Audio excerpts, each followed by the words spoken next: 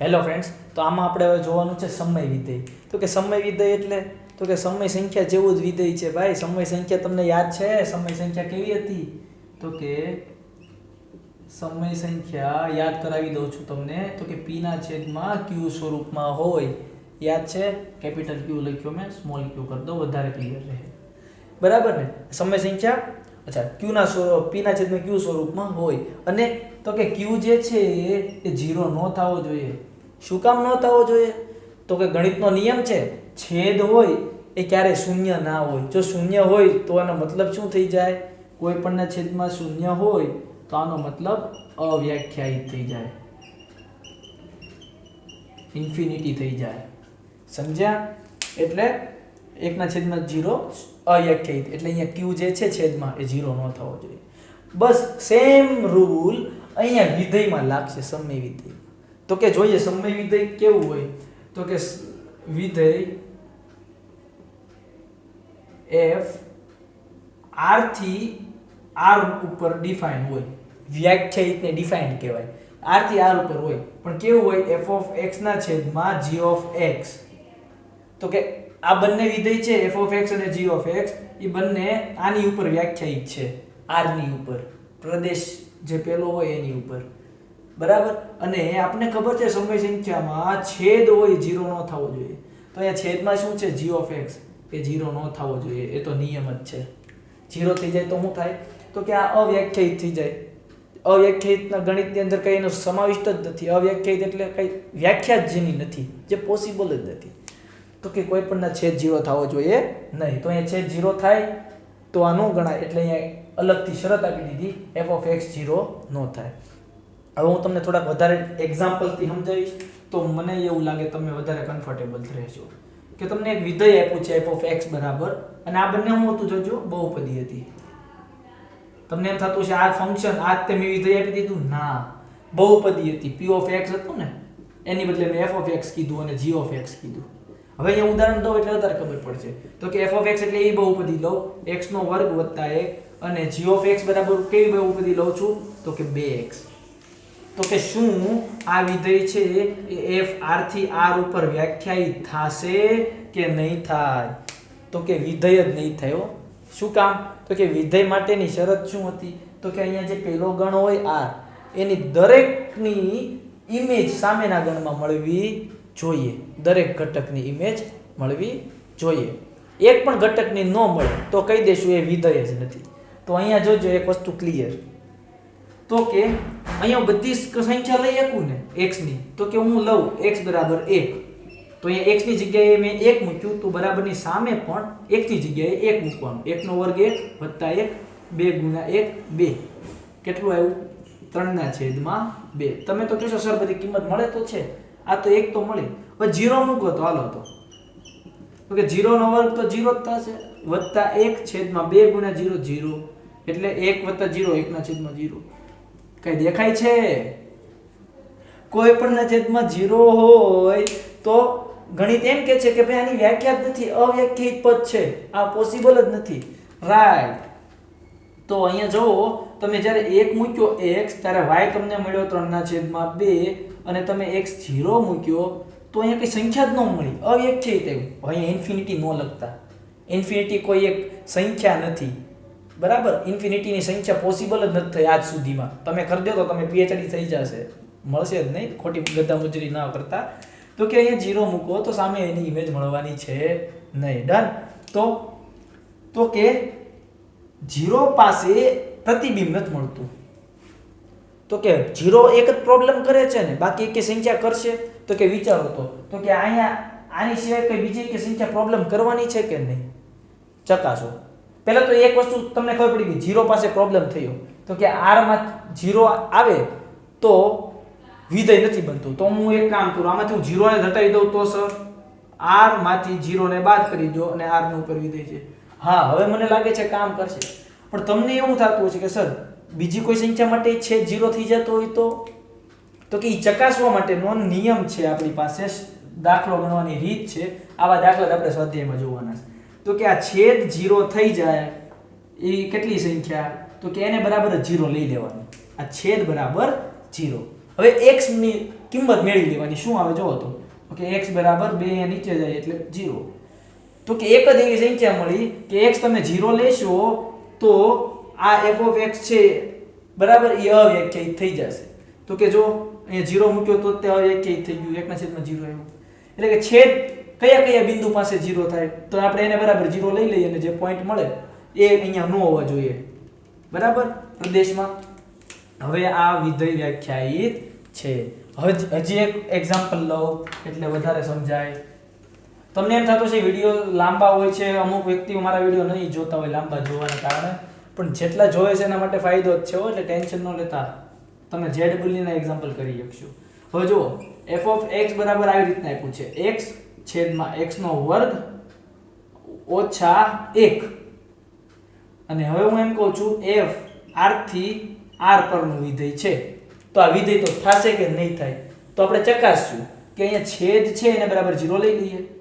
x નો વર્ગ ઓછા 1 બરાબર 0. તો 1 છે પેલી બાજુ જાય એટલે કે x નો વર્ગ બરાબર 1. તો કે હવે વર્ગમૂળ કાઢો તો કે પ્લસ અને માઈનસ બંને વર્ગમૂળ નીકળશે. x ના જો ઈ કઈ રીતે થાય એ તમને કહું તો કે અહીંથી હું બીજી રીતથી ગણું જોજો. આને આમ લખાય x - 1 અને x + 1 બરાબર 0 લખાય ને. a² - b² બરાબર 0 વાળું સૂત્ર વાપર્યું. તો હવે આને બરાબર 0 હોઈ શકે એટલે કે x બરાબર 1 આવશે. આ બરાબર 0 હોય કે x બરાબર -1. તો આ બે સંખ્યા મળી. અહીંયા 1 નું વર્ગમૂળ શું થાય? 1 જ થાય, ± 1 જ મળે. તો આ બંને એક જ વાત થઈ. તો કે બે બિંદુ મળ્યા કે તમે આમાં જ્યારે x બરાબર 1 મૂકશો, જો મૂકો x બરાબર 1 મૂકો અહીંયા 1 તો અહીંયા y શું મળે મેળવીએ. 1 મૂક્યો તો અહીંયા 1/1 નો વર્ગ 1 - 1 1/0 અવ્યાખ્યાયિત. -1 મૂકો તો કે અહીંયા 1 - 1 છેદમાં -1 નો વર્ગ 1 જ થાય, -1 એટલે -1/0 અવ્યાખ્યાયિત. સમજણ પડી યાર? પડી હોય તો ગમ્યું હોય તો કોમેન્ટ કરીને મને કહેજો કે આ રીત કેવી લાગી તમને. તો જો અહીંયા પણ છેદ 0 થઈ ગયો. તો કે અહીંયા આગળ ગણની અંદરથી -1 અને 1 બંને સંખ્યા કાઢી નાખો સર અને બાકીની આ હવે અહીંયા કેટલી સંખ્યા આવે આમાં તો કે r માંથી માઈનસ અને 1 સિવાયની કોઈ પણ સંખ્યામાં મૂકશો તો આ વિધેય થશે. બરાબર? ખબર પડી? ક્લિયર? ડન? વિધેય ક્યારે થશે ક્યારે નહીં તો કે છેદને બરાબર 0 લઈ લેવાનું. ડન. હવે આપણે ઉદાહરણ નંબર 15 જોઈએ. જોજો અહીંયા તો કે f r - 0 અગાઉ કહી દીધું એને કે અહીંયા 0 નહીં લઈ લેતા ભાઈ. જો અહીંયા તમે x બરાબર 0 લેવા જાત અહીંયા r હોત તો 0 લેવા જાત તો 1/0 થઈ જાત. એટલે એને 0 જ કાઢી નાખ્યો કે 0 આરે મારે વાંધો પડે છે ને, 0 જ કાઢી નાખો એટલે ક્યાં કઈ વાંધો પડવાનો છે તમને ભાઈ. તો f r - 0 થી r નું વિધેય આપ્યું. વિધેય કેવું આપ્યું તો f(x) બરાબર 1/x. આને કેવું કહેવાય? સમય વિધેય. શું કામ? તો ઉપર જો અચળ સંખ્યા છે એને આપણે અચળ વિધેય કહીએ છીએ, અચળ બહુપદી કહીએ છીએ. બરાબર ને? અચળ બહુપદી કહેવાય ને? યાદ છે ને તમને અચળ બહુપદી? તો કે કોઈ સંખ્યાને આપણે અચળ બહુપદી કહીએ છીએ. એની હારે ગુણ્યા x ની 0 ઘાત હોય, નીચે 1 ઘાત વાળી સુરેખ બહુપદી આપેલી છે. ઓકે, બેયનો ભાગાકાર છે એટલે આને આપણે સમય વિધેય કીધું. એ વસ્તુ ઉપર બહુ ધ્યાન નહીં દો. દાખલો કેમ ગણવો એ જુઓ. તો કે x શેમાંથી લેવાનું તો કે આમાંથી r - 0 આ એક ગણત છે હો, ડરી નહીં જતા. તો કે આવી સંખ્યા રેખા હોય ને r ની તો એમાં ખાલી એક આ 0 સિવાયના બધા બિંદુ લેવાના, આવું મતલબ થાય. ડન. તો એક વિધેય આવેલ છે. આ વ્યાખ્યાના આધારે નીચેનું કોષ્ટક પૂર્ણ કરો, પ્રદેશ અને વિસ્તાર શોધો. ઓકે, આપણે કોષ્ટક પૂરું કરી દઈએ. તો કે બહુ સરળ છે, એ તો બધાને આવડતું હોય. તો કે x બરાબર -2 હોય તો y શું થાય તો કે y બરાબર 1/-2 એટલે કે 1/2 એટલે 0.5 માઈનસ નીચે છે ઉપર આવી જાય -0.5. પછી x બરાબર -1/5 છે તો y શું થાય તો કે 1/-1.5 અને આમ લખાય. પોઈન્ટ નીચે દૂર કરું છું તો હું ઉપર 10 વડે ગુણીશ એટલે આ મળશે 0.67. કેલ્ક્યુલેટ કરી લેજો તમે, મને ખબર છે એટલે હું લખી નાખું છું, તમારે કેલ્ક્યુલેટરથી કરી જોવું. હવે તો કે x બરાબર -1 મૂકો તો y બરાબર 1/-1. This is -1. ડન. હવે x બરાબર -0.5 લ્યો તો y બરાબર 1/-0.5 એટલે કે ઉપર પોઈન્ટ ખસેડી છે એટલે કે 10/5. 5 દુ 10 એટલે -2. ઓકે અહીંયા 0.25 છે તો અહીંયા 0.25 નહોતું, ખબર નહીં હવે. હા જો અહીંયા 0 નો લીધું, શું કામ? કારણ કે અહીંયા 0 લેવાની અગાઉ જ ના પડી છે એટલે એના બોક્સમાં પણ 0 નો આપ્યું. હવે x બરાબર 0.25 છે તો y બરાબર 1/0.25. નીચેથી મારે પોઈન્ટ દૂર કરવા છે. તમે કેલ્ક્યુલેટર કરી નાખજો ડાયરેક્ટ, મારી પાસે અત્યારે ટાઈમ નથી એટલે કેલ્ક્યુલેટર લેતો નથી. 4 0.5 માટે તો કે 1/, લખું યાર, તમે લોકો પછી કહેશો કે સરે આવી રીતના કર્યું તો અમે એક્ઝામમાં આવું કરીએ. 1/, આને બધું ઉડાડો એટલે 2 આવશે y. અમે ગોખું નથી હો, મને આવડે છે, પ્રેક્ટિસ કરી હોય એટલે ખબર હોય અમને. x બરાબર 1 મૂકો તો 1/1 1 આવે. x બરાબર 1.5 મૂકશો 1/1.5 એટલે કે આની જેવું જ આવશે, ખાલી પ્લસ આવી જાય 0.67. 1/2 મૂકશું એટલે 0.5, એ પણ ડન. તો હવે આલેખ દોર નાખીએ ને આપણે, એટલે બધું કર્યું તો આલેખ દોરવામાં હું કામ બાકી રાખું? પોઈન્ટ તો આપણી પાસે છે, આલેખ બનાવી જ દઈએ આપણે, ખબર પડે ને આપણને આ 1/x નો આલેખ કેવો આવે, બરાબર ને? તો જો અહીંયા કેટલા અહીં લઈ લઈએ પોઈન્ટ આપણે આપણી રીતે 1 2 3 4 લઈએ, કારણ કે 4 થી વધારે એક નથી આપ્યું. 1 2 3 ને 4, -1 -2 -3 -4. ઓકે, તો -2, 0.5 એટલે 0 અને 1 ની વચ્ચે હોય. -2, 0.5 ઈ માઈનસ છે એટલે આ સંખ્યા આવશે. પછી -1.5 એટલે x -1.5 અહીંયા 0.67 માઈનસમાં એટલે અહીંયા આગળની સંખ્યા થઈ 0.5 થી વધારે થશે, સોરી એટલે નીચે આવશે થોડી અહીંયા -0.5 x. હવે અહીંયા -0.5 ત્યારે આ 2 આવ્યું -2. પછી 0.25 લીધું એટલે અહીંયા જાઓ ત્યારે y 4 મળ્યો. ઓ એટલી મોટી સંખ્યા. 0.5 એટલે અહીંયા આવી જાઓ, અહીંયા તે તો y 2 આ મળ્યું. અહીંયા 1 અહીંયા હશે એવું માનજો. 1 લ્યો તો 1 જ મળે છે, 1 લ્યો તો 1 જ મળ્યું, ડન. 1.5 લ્યો તો 67 મળે છે. 1.5 એટલે અહીંયા જાઓ તો 1.67 એટલે અહીંયા ઉપરની સંખ્યા ને 0.67 નીચેની સંખ્યા. 2 લ્યો ત્યારે 0.5 મળે છે. અમારે સંખ્યા આગળ લેવી પડશે. આ 2 છે, 3 છે અને 4. 2 લ્યો તો 0.5 એટલે અહીંથી નીચે મળે. આટલા પોઈન્ટ મળ્યા તો આલેખ કેમ બનાવવાનો? તો કે એમાંથી પસાર થતી હોય એવી રેખા બનાવી નાખો. બે રેખા ભેગી નહીં થયો, આવી રીતના જ બનશે. આવો આપણે આલેખ મળ્યો. તો કે સર તમે આ આલેખ તો બનાવ્યો પણ આનો પ્રદેશ અને વિસ્તાર તો ન કીધો. હા કહો ને, પ્રદેશ ને વિસ્તાર શું થાય? ક્યાં લખું? અહીંયા ઉપર લખી દઉં, મારી પાસે જગ્યા નથી એટલે. પ્રદેશ શું થાય?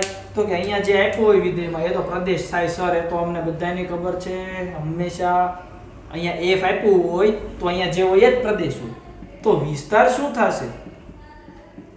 તો કે વિસ્તાર જો વિસ્તાર એટલે y એક્સિસ ઉપર જેટલા બિંદુ આવતા હોય એટલા. તો કે આ રેખા ઉપરથી જ આવતી આવશે ને એટલે y ના બધા બિંદુ આવી ગયા, r ના બધી સંખ્યા આવી ગઈ, -1 થી આ બધી સંખ્યા. પછી આમ અહીંયા નીચે પણ બધી સંખ્યા આવી ગઈ. તો ખાલી 0 નથી આવવાનું. શું કામ? કારણ કે તમે અહીંયા 0 મૂકો તો સામે મને 0 મળે. હવે y 0 ક્યારે થાય એવું વિચારો તો. આ y 0 ક્યારે થાય? કયા x માટે? તો કે x અહીંયા ઉપર જાય તો ઈ જ 0 થઈ જાય. 0 બરાબર 1 આવું શક્ય છે? તો કે નથી. તો કે y ક્યારે 0 નથી થવાનું. સમજો છો? y ક્યારે 0 થવાનું નથી. જો 0 થવાનો તો અહીંયા આલેખમાંથી પસાર થાત. સમજો છો? તો તમને એની અંદર y શું મળશે? તો કે અહીંયા જે એરો જ્યાં જતો હોય એ બધી y ની કિંમત આવવાની હોય. તો કે માઈનસ બધી સંખ્યા આવવાની છે અને ઉપર પ્લસ એ બધી સંખ્યા આવવાની છે, ખાલી 0 નથી આવવાનું. સમજો છો? તમને એમ થતું છે આ સંખ્યા ક્યાં આવી? તો આ આલેખ આમ જાતું હશે તો કે એ બધી y ની કિંમત આવી જાય 0 ની નજીકની. તો એ પણ r - 0 જ થશે. ક્લિયર? કઈ ડાઉટ હોય ને તો મને કોમેન્ટ કરીને કહેજો, હું તમને જરૂર રિપ્લાય કરીશ. આપણે નેક્સ્ટ હજી એક વિધેય બે વિધેય છે સમય જેવા, એટલે એ જોઈ લઈએ. પછી ઉદાહરણ છે એ જોઈ લઈએ. વિડીયો લાંબો થશે, કાંઈ વાંધો નહીં, પણ આપણે બધા ડાઉટ ક્લિયર રાખશું. ઓકે, હેલો ફ્રેન્ડ્સ, તો અહીંયા જો માનાક વિધેય જોવાનું છે. માનાક વિધેય એટલે તો કે એનું નામ જ ખાલી માનાક વિધેય છે, બાકી એને કહેવાય શું ખબર? ગંગા નદી ફંક્શન, ગંગા નદી વિધેય. કઈ રીતે? તો જો હું તમને કહું તો આને વ્યાખ્યાયિત કઈ રીતના છે? તો કે f r થી r ઉપર વ્યાખ્યાયિત છે. ઓકે, ફંક્શન શું છે સર? વિધેય શું છે? f of x બરાબર આમ બે ઊભા લીટા મોડ્યુલસ અને અંદર x, એને વચાય મોડ્યુલસ. પણ હું એમ કહું છું મારા માટે તો ગંગા નદી ફંક્શન જ છે હો. તો કે કઈ રીતે? તો કે આની અંદર તમે કિંમત મૂકો તો અહીંયા x કેમાંથી છે? તો કે r માંથી, પેલો જે હોય એમાંથી હોય. તો કે હું અહીંયા x બરાબર ગંગા નદી વિધેય શું કામ હું કહું છું મારી રીતે? તો કે તમને યાદ છે ગંગા નદીમાં તમે જાઓ, તમે ગમે એટલા પાપ કર્યા હોય, તમે ગમે એટલા નેગેટિવ માણસો હોય, તો અંદર જઈને બહાર આવો ને તો તમારા પાપ બધા સાફ થઈ જાય અને તમે પોઝિટિવ માણસો થઈ જાઓ. અને સારા માણસો અંદર જાય તો કઈ પાપી થઈને બહાર ન આવે, એ તો પોઝિટિવ જ રહેવાના છે. આ તો જે ખરાબ માણસ છે, ગમે એ કંઈક પાપ કર્યું છે, એ નાય તો એના પાપ ધોવાઈ જાય. બસ એવું જ આ બે લીટા ઊભા છે એવું કામ કરે છે. તો કે કઈ રીતના? તો જુઓ, x બરાબર તમે 1 મૂકો તો y શું મળે છે? y એટલે f of x. આ ગંગા નદીમાં મેં મૂક્યું તો પોઝિટિવ સારો માણસ છે તો સારો થઈને જ આવશે. પણ x બરાબર હું -1 મૂકવા જાઉં તો y શું આવે જુઓ તો કે ગંગા નદીમાં નેગેટિવ માણસ પડ્યો થઈને આવ્યો પોઝિટિવ. પછી તો કે ગંગા નદીમાં સારો માણસ y ને x બરાબર 2 મૂકું છું તો કે 2 તો પોઝિટિવ અને સારો માણસ જ છે, તો બેનું 2 જ રહીને આવશે.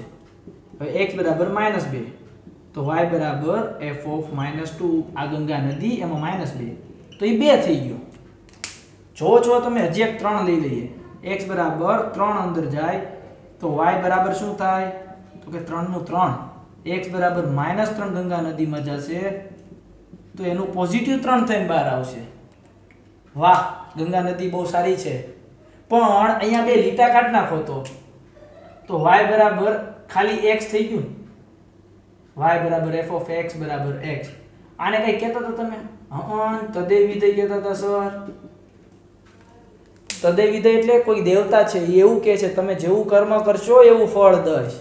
જો જેવું કર્મ કરો, 1 મૂકતા હતા તો 1 જ મળતો હતો, 2 મૂકતા હતા તો 2 મળતા હતા, -1 મૂકતા હતા તો -1 મળતા હતા. પણ ગંગા નદી બહુ સારી છે, એવું કે છે -1 મૂકશો તો તમને હું પોઝિટિવ કરી દઈશ, નેગેટિવ મૂકશો તો પોઝિટિવ કરી દઈશ. તો એનો આલેખ દોરીએ હવે આપણે. તો કે આલેખ કઈ ટાઈપનો હશે? બધાને આવડશે આલેખ. તો હવે પોઈન્ટ તો તમારી પાસે છે. જુઓ 1, 1 મળ્યું, y 1 છે ને, x -1 છે તો y તમને 1 મળ્યું. અહીંયા 2, 2 મળે છે, -2, 2, 3, 3, -3, બધા બિંદુને આપણે નિરૂપણ કરીએ.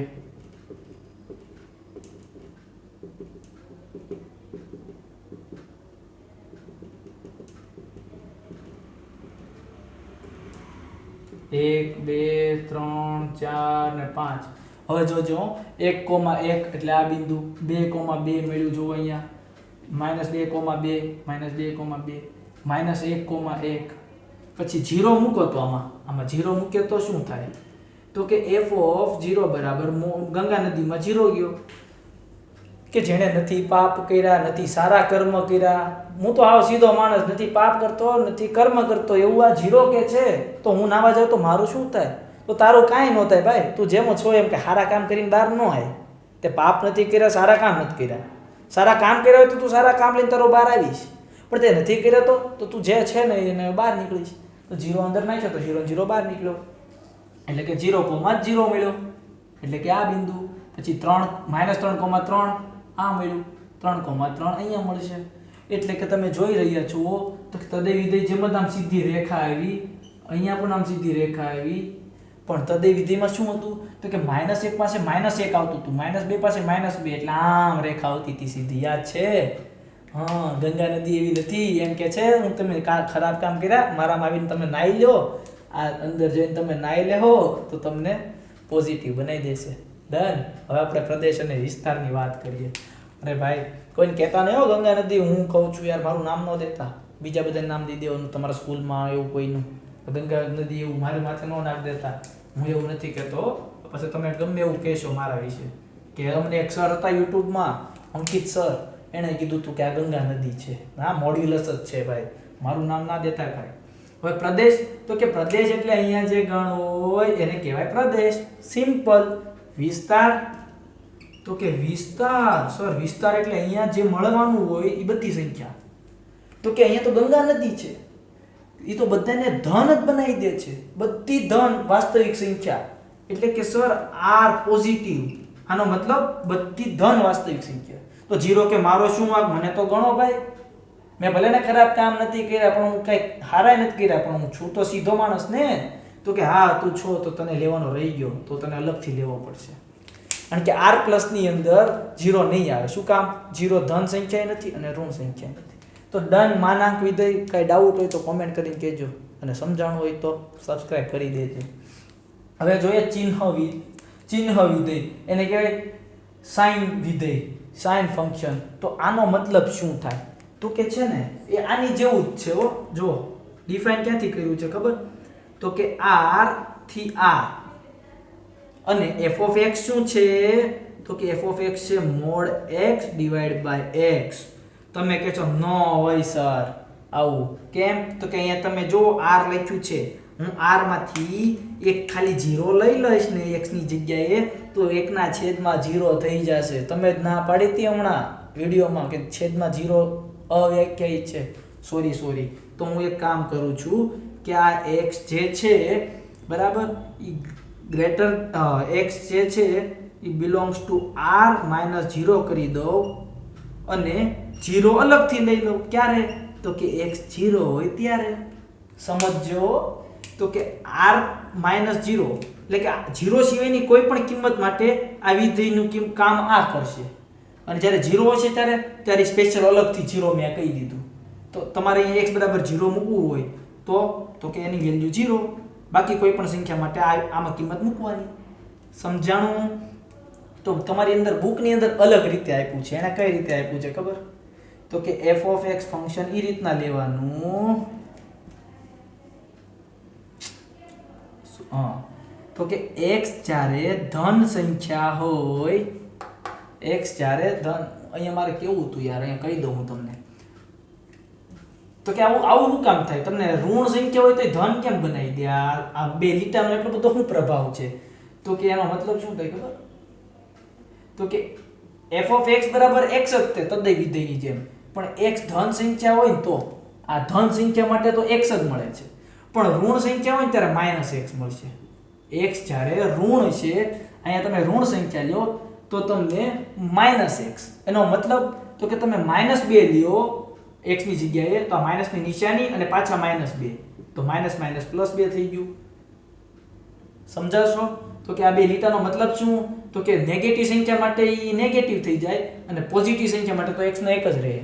એવી રીતના x જ્યારે પોઝિટિવ હશે તો 1 લેવાનો, 0 માટે તો 0 લેવાનો, અને -1 x નેગેટિવ હોય ત્યારે. હવે અહીંયા એવું જ થાય. શું કામ? અહીંયા 2 લ્યો તો કે 2/2 +2/2 એટલે 1. જો 1 આવ્યું, 2 પોઝિટિવ હતું.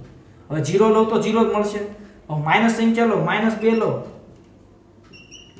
બરાબર છે? તો કે -2 માટે શું થશે? -2 માટે -2/2 x -2 જ લેવાનું છે ને, તો ઉપર તો 2 થઈ ગયું, નીચે -2, પણ ઉડશે એટલે -1 આવશે. તો કે જો નેગેટિવ માટે -1. તો મેં આને ખાલી સાદુરૂપ આપી દીધું, બુકમાં આવું આપ્યું છે. તો આનો આલેખ બહુ સરળ થઈ ગયો યાર. સૌથી ઈઝીમાં ઈઝી આલેખ આનો કહેવાય એવું હું માનું છું. તમે લોકોએ નહીં જોયો હોય એટલે થોડુંક શીખવાનું છે આપણે. તો કે કઈ રીતે સર? તો કે જુઓ, x પોઝિટિવ હોય એટલે કે અહીંયા બધા ધન સંખ્યા જ આવશે, 1 2 3 4, બરાબર? -1 -2 -3 લખી નાખીએ ને થોડીક એટલે વધારે ઈઝી રહે. તો કે x જ્યારે ધન હોય એટલે કે આ બધી સંખ્યા હોય ત્યારે આ y ની કિંમત કેટલી લેવાની? 1 ફિક્સ જ છે. y કેટલો લેવાનો? 1. આ બધી સંખ્યા માટે 1 જ લેવાનો. અચળ વિધેય જેવું થઈ ગયું. આવ્યું.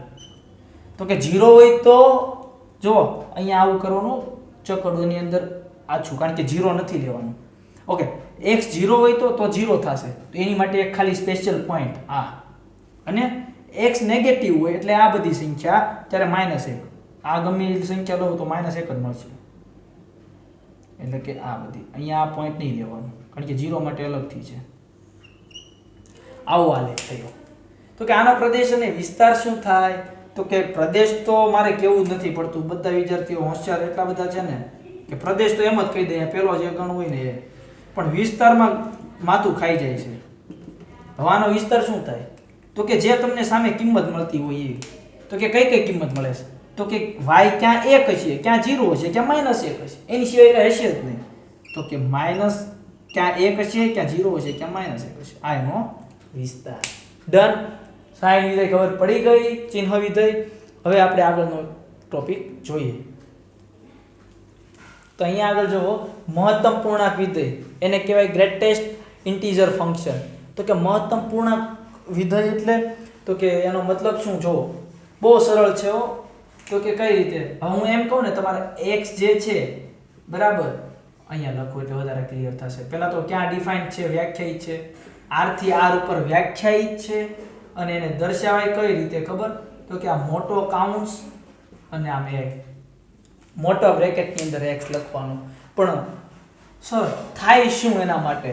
તો કહું તમને.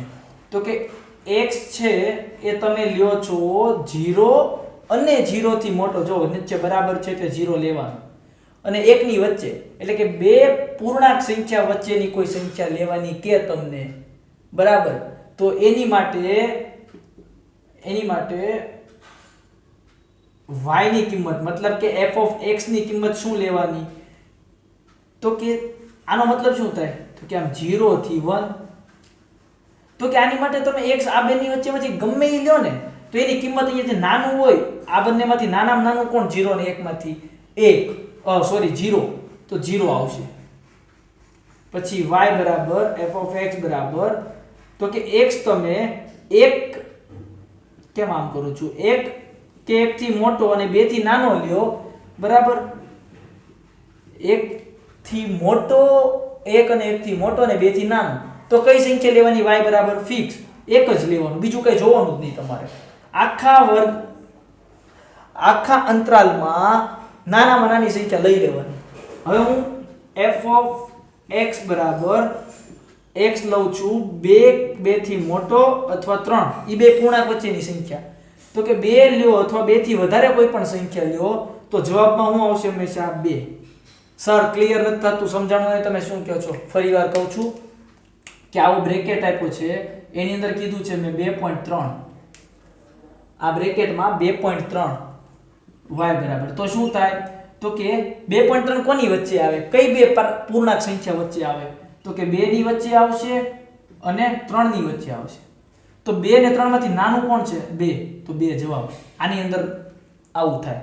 હવે y બરાબર 5 આપ્યું હોય તો કે 5 નું 5 પોતે જ રહેશે, પણ y બરાબર 6.2 આપ્યું છે તો 6.2 થી નાની પ્રાકૃતિક સંખ્યા કઈ અને જે તરત આવી જતી હોય એવી? તો કે 6. હવે તો મારા ખ્યાલ મુજબ બધાને ક્લિયર થઈ ગયું હશે. તો કે હવે અહીંયા y બરાબર f of x બરાબર 3 ક્યારે થાય? તો કે 3 જે છે એ x 3 અને 4 ની વચ્ચે હોય ત્યારે. ક્લિયર? પછી આવું આપ્યું હોય ને y બરાબર 3.99, ભલે ને 4 ની કેટલું નજીક છે પણ આનો જવાબ તો 3 જ આવશે બરાબર. આની પહેલાની પૂર્ણાંક સંખ્યા લેવાની. ડન. ક્લિયર? ઓકે. તો હવે આપણે આનો આલેખ કઈ રીતનો થશે એ જોઈએ. બહુ સરળ છે હો આલેખ, એટલામાં બની જશે, વાંધો નહીં આવે. જોજો આ બધા ફંક્શન તમે જેટલા ડિટેલમાં મેં સમજાવી સમજી ગયા હશો ને, તમારે કોઈની તાકાત નથી તમારું 12મું ધોરણ ને 11મું ધોરણ ને પરફેક્ટ બનાવવા માટે. તો કે તમે x પહેલા હું અહીંયા બધા પોઈન્ટ લખી દઉં 0 1 2 3 4 આ -1 -2 -3 અહીંયા 1 2 3 -1 -2 -3. હવે જો 0 ક્યારે થાય છે? y 0 ક્યારે થાય છે? તો કે x 0 કે 0 થી મોટું હોય અને 1 સુધી હોય એટલે કે આ x અક્ષિસ ઉપર 0 ક્યારે થાય? તો કે અહીંયા સુધીનું હોય ત્યારે. અને 1 નથી લેવાનું ને, જો ને ઇક્વલ ટુ નથી એટલે આવું દોરવાનું જે આપણે ચેપ્ટર 1 માં શીખ્યા હતા. પછી તો કે y ની કિંમત 1 ક્યારે થાય તો કે x 1 અને 2 ની વચ્ચે હોય અહીંયાની બધી સંખ્યા માટે હંમેશા એક જ જવાબ આવશે, 2 નથી લેવાનું. એટલે આમ ને ગોળ રાઉન્ડ કરશું. પછી y2 ક્યારે થાય તો કે 2 થી 3 ની વચ્ચેની કોઈ પણ સંખ્યા માટે હંમેશા ફિક્સ જ છે. સમજ્યા? પછી દાદરા જેવું બને જો સ્ટેપ બને છે. તો કે y3 ક્યારે થશે તો કે 3 અને 4 ની વચ્ચેની કોઈ પણ તમે સંખ્યા લેશો તો હંમેશા y3 જ થશે. આની વચ્ચેની કોઈ પણ સંખ્યા લેવો 3.10 3.15 3.20 3 જ થશે y. સમજો છો? x તમે લીધો 3.99 આ બેની વચ્ચે જ આવે y તો 3 જ હતું ને, એવું આલેખમાં મેં દર્શાવ્યું. હવે સર અહીં નેગેટિવ માટે મસ્ત પોઈન્ટ છે. જો નેગેટિવ માટે શું થશે ક્યાં લખું હું? આ પૂછ નાખું તો વધારે ક્લિયર થાય. હવે છે નેગેટિવમાં અમુક છોકરો છે ને ઉલટી ગાડી વાપરશે. હવે હું y બરાબર શું થાય -2.3 મૂકું. હવે જોજો બધા ફસાય. તો તમે કહેશો સર -2.3 સિમ્પલ, એનીથી નાની પ્રાકૃતિક સંખ્યા એટલે પૂર્ણાંક સંખ્યા -2. કરી ગયા ભૂલ તમે. જો સંખ્યા રેખા દોરો, આમ જાવ એમ વધતી જાય ને સંખ્યા, વધતી જાય. અહીંયા 0 હોય 1 હોય 2 હોય, અહીંયા -1 હોય -2 હોય -3 હોય. તો -2.3 એટલે ક્યાં આવશે તો કે અહીંયા. સમજો છો? આ સંખ્યા કઈ છે -2.3. તો એથી નાની પૂર્ણાંક સંખ્યા કહું છું તો -2 અને -3 માંથી નાનું કોણ? પહેલા તો ઈ ક્લિયર હોવું જોઈએ તમને. તો કે હવે સમજાઈ જાય. તમારે મને -2 રૂપિયા દેવાના છે અને તમારે મને -3 રૂપિયા દેવાના છે, તો તમારા માટે ઓછું કયું થયું? એક મિનિટ હજી ફરી વાર કહું. -2 રૂપિયાનું મારે લેણું છે અને -3 રૂપિયાનું મારે લેણું છે, તો વધારે લેણું કયું થયું તો કે -3 વાળું વધારે નુકસાનમાં છે, વધારે નાનું થયું. -3 જે છે ઈ કેવું થયું? નાનું થયું -2 થી. કારણ કે આમ જાવ એમ વધે છે તો -3 કરતા -2 મોટું હોય, -2 કરતા -1 મોટું હોય, -1 કરતા 0 મોટું છે, 0 કરતા 1 મોટું છે. ક્લિયર? તો અહીંયા -2.3 થી નાની પ્રાકૃતિક સંખ્યા એટલે પૂર્ણાંક સંખ્યા કઈ તો કે -3. તો આનો જવાબ -3 આવ્યો. એટલે 0 થી -1 ની વચ્ચેની કોઈ સંખ્યા લઈશ તો મને શું આન્સર આવશે તો કે એનો જવાબ આવશે આ -1. સમજો છો? 0 અને એની માટે આ -1. પછી -1 અને -2 માટે કોઈ સંખ્યા લેવા જાય તો મને શું લેવાનું? આ -2. ક્લિયર? ડન? સમજાણું? હવે આપણે નવો ટોપિક આવશે તો કે બે ફંક્શન આપ્યા છે, બે વિધેય આપ્યા છે f અને g. તો એ બંનેને આપણે સરવાળો બાદબાકી ગુણાકાર ભાગાકાર કરતા શીખવાનું. બહુ સરળ છે, એ તો બધાને આવડશે. જો અહીંયા પહેલો દાખલો સોલ્યુશન. તો કે f(x) બરાબર x નો વર્ગ છે. અહીંયા હું લખી દઉં એટલે આપણે બહુ ક્વેશ્ચનમાં જોવું ન પડે. 2x + a. તો f + g(x) શોધવાનું છે. પહેલા એ શોધી દઈએ. f + g(x) આવું આપ્યું હોય ને તો શું થાય? આ પેનથી દોરું. જો f આની હારે ગુણાય એટલે કે f(x) પછી આ આની હારે ગુણાય વત્તા g(x). તો કે f(x) + g(x) એ તો મને આવડે છે. f(x) છે x નો વર્ગ, g(x) છે 2x + 1. દાખલો પૂરો. પછી બીજું f - g(x). તો x આની હારે ગુણાય એટલે f(x) - ના માઈનસ g આની હારે ગુણાય એટલે g(x). આવી રીતના જ લખવાનું f(x) g(x). f(x) ની કિંમત છે x નો વર્ગ, g આની કિંમત છે 2x, તો માઈનસ હારે ગુણાય એટલે -2x - 1. પછી બેનો ગુણાકાર ત્રીજું તો કે f * g(x). તો આનો મતલબ f આની હારે ગુણાય f(x) અને g પણ આની હારે ગુણાય. જોજો અહીંયા કેવું થયું? શું થયું? તો કે આને આની હારે ગુણવાનું, આને આની હારે ગુણવાનું. ભલે વચ્ચે ગુણાકાર હોય, સંખ્યા નથી. આ સંખ્યા હોય તો ત્રણેયનો ગુણાકાર થાય. અહીંયા અલગ છે પેટર્ન, ફંક્શન છે, વિધેય છે, એનો નિયમ છે, યાદ રાખવાનો. તો શું થાય? x નો વર્ગ વત્તા 2x વત્તા 1 ગુણી નાખો તો 2x ની 3 ઘાત વત્તા x નો વર્ગ. ડન. હવે ભાગાકાર જોઈ લઈએ. f by g of x. તો x આની હારે ગુણાય અને નીચે હારે ગુણાય. વાહ, કેવું છે? x નો વર્ગ અને g of x છે 2x + 1. આવું કંઈક આવે તો આપણે યાદ શીખ્યા છીએ કે નીચેને કઈ દી 0 નહીં થવા દેવાનું. તો 0 ક્યારે થાય નીચેનું? તો એને બરાબર 0 લઈ લો એટલે ખબર પડી જશે. તો કે 1 ઓલી બાજુ જાય અને 2 નીચે જાય એટલે -1/2.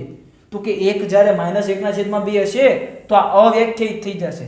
તો કાંઈ નહીં, અહીંયા આમ કરીને લખી દેવાનું, x નહીં લેવાનો, -1/2. ડન. ક્લિયર. નીચેનો જોઈએ દાખલો, છેલ્લું ઉદાહરણ, પછી આપણે સ્વાધ્યાય 2.3 ઉપર જઈશું ફાઇનલી. ઓકે. હવે f(x) વર્ગમૂળમાં x અને g(x) x એ બે અનુર્ણ વાસ્તવિક સંખ્યાના ગણ પર વ્યાખ્યાયિત છે. અનુર્ણ એટલે શું? તો કે વર્ગમૂળની અંદર જે તમે નેગેટિવ સંખ્યા મૂકશો, સમજો છો ને -1, તો કોઈ -1 નું વર્ગમૂળ પોસિબલ નથી, એટલે કે અનુર્ણ કીધું છે. એની કઈ જરૂર નથી, આ તો સમજાવું તમને શબ્દને. હવે f + g(x) આપણે તો એની ઉપર વર્ક કરવાનું છે. તો કે f + g(x) એટલે કે f(x) + g(x). તો જો f(x) શું છે? વર્ગમૂળમાં x + g(x) x છે. પછી બીજું શું આપ્યું છે? એની બાદબાકી. એનો મતલબ કે f(x) - g(x). તો શું થાય? તો કે વર્ગમૂળમાં x - x. પછી બેનો ગુણાકાર. બેનો ગુણાકાર એટલે x બંને જોડે ગુણાય, f(x) અને g(x). તો કે વર્ગમૂળમાં x * x. હવે શું થાય? જો x ની 1/2 અને x ની 1 બેનો સરવાળો એટલે કે x ની 3/2.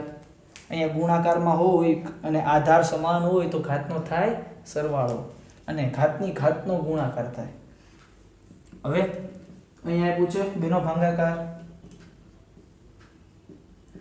તો ઉપર x ગુણાય અને નીચે પણ x ગુણાય. f(x) છે વર્ગમૂળમાં x અને નીચે છે x. ડન. હવે આનો મતલબ શું થયો? તો કે જો ઉપર x ની 1/2 કહેવાય. આવું કેમ કરું છું? અહીંયા લખું x ની 1/2 અને નીચે x ની 1. ભાગાકારમાં હોય, આધાર સમાન હોય તો ઘાતની બાદબાકી. તો x = 1/2 - 1 એટલે કે x ના -1/2. આનો મતલબ માઈનસ ઘાત એટલે છેદમાં લખવાનું હોય. તો કે 1/2 વર્ગમૂળ x. તો આપણે શીખ્યા હતા કે છેદ ક્યારે 0 ન થવો પડે. તો 1/2 = 0 લઈએ તો બે બાજુ વર્ગ કરી દઈએ તો x = 0. તો x 0 હશે તો અવ્યાખ્યાયિત થઈ જાય. તો અહીં હું લખશું x 0 નહીં લેવાનો. આટલી વસ્તુ ક્લિયર થઈ ગઈ. હવે આપણે સ્વાધ્યાય 2.3 ઉપર નેક્સ્ટ વિડીયોમાં જઈશું. તમને વિડીયો ગમ્યો હોય તો લાઈક કરી દેજો અને ચેનલને સબસ્ક્રાઇબ કરજો, જેથી હું જ્યારે વિડીયો મૂકું તો તમને સર્ચ કરો ને તો આરામથી મળી રહે. Thank you friends.